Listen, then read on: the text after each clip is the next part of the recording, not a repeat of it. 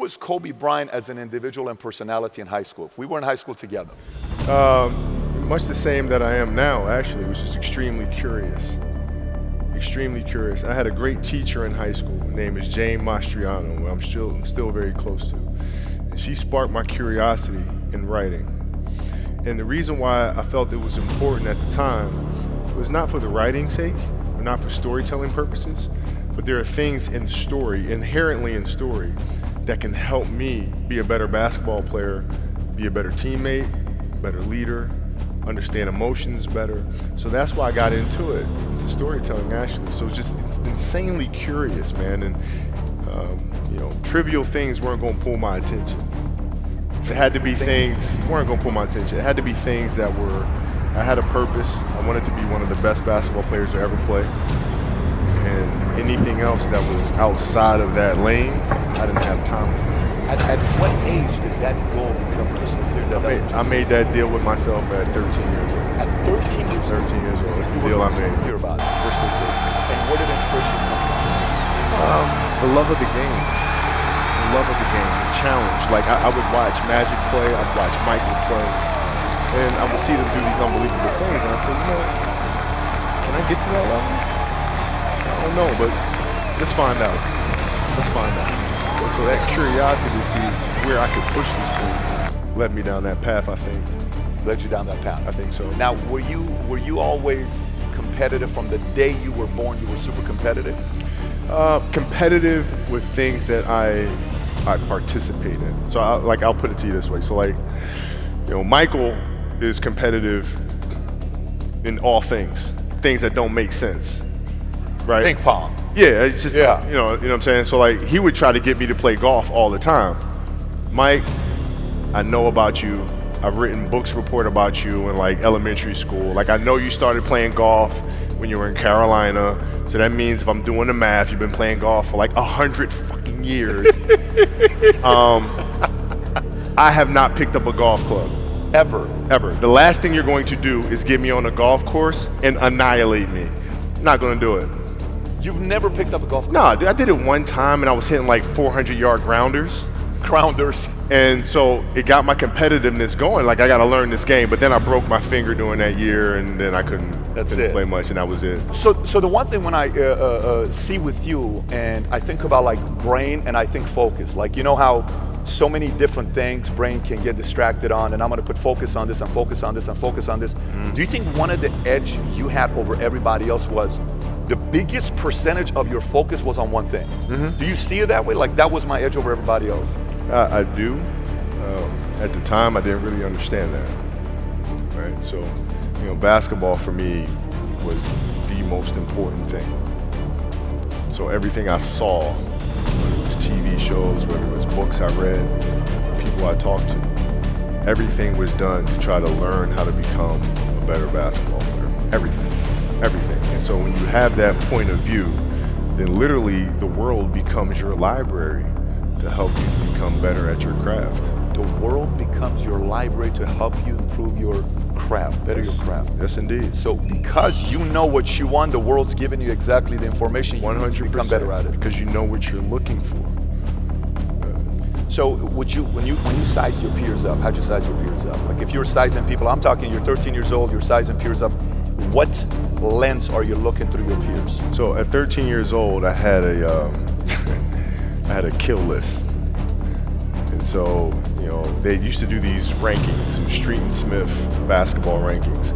And I was nowhere to be found because I was 6'4", scrawny, 160 pounds soaking wet.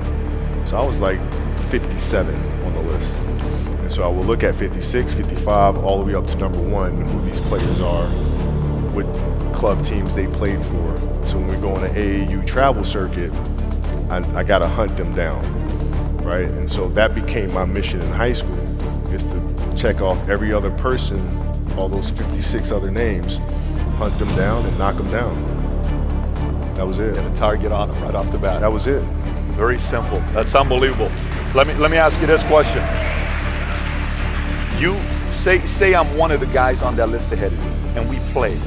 What are you doing to get a feel? Is it is your mind like, are you asking, let me see if this guy's better than me in this side and this side and this side, or are you just going saying, I'm gonna kill this guy? Well, it depends what year. So like at 13 years old, I played the longer game because my game wasn't about being better than you at 13. It was to be better than you when the chips are really on the line. So when we played at 13, I would size you up and see what your strengths and weaknesses are.